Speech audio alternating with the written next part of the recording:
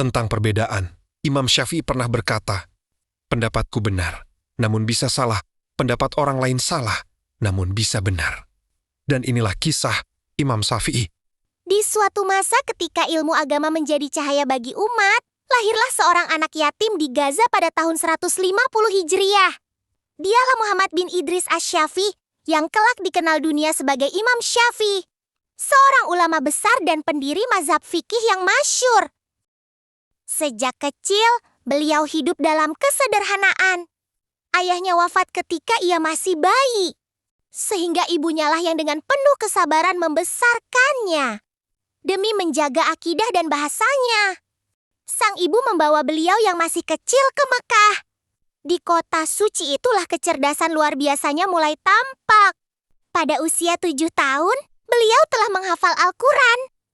Tidak berhenti di sana, ia menghafal kitab Al-Muwatta karya Imam Malik hanya dalam waktu singkat. Karena keterbatasan biaya, ia menulis pelajaran di atas tulang pelepah kurma dan potongan kulit. Namun kekurangan itu tak pernah memadamkan semangat belajarnya. Ia kemudian berguru langsung kepada Imam Malik bin Anas di Madinah. Dengan adab yang tinggi dan sikap tawaduk, Imam Syafi'i duduk sebagai murid yang paling tekun. Ilmunya kian matang, bukan hanya dalam fikih, tetapi juga bahasa Arab, sastra, dan syair. Imam Syafi'i dikenal sebagai ulama yang sangat menjaga adab dalam perbedaan. Dalam kebijaksanaannya, beliau berpesan, "Pendapatku benar namun mengandung kemungkinan salah, dan pendapat orang lain salah namun mengandung kemungkinan benar." Kalimat ini menjadi teladan besar dalam menyikapi perbedaan pendapat di tengah umat. Dalam kehidupannya, Imam Syafi'i lebih memilih kesederhanaan dibanding kemewahan. Ia sering membagi hartanya kepada fakir miskin dan menjalani hidup dengan kesederhanaan yang penuh ketenangan.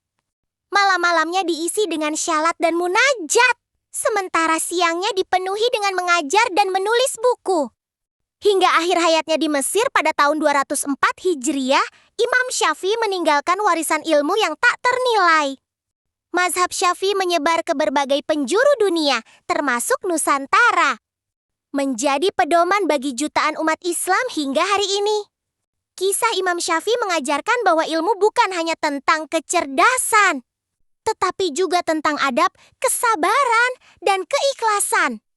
Dari seorang anak yatim yang miskin, Allah mengangkat derajatnya menjadi lentera bagi umat sepanjang zaman.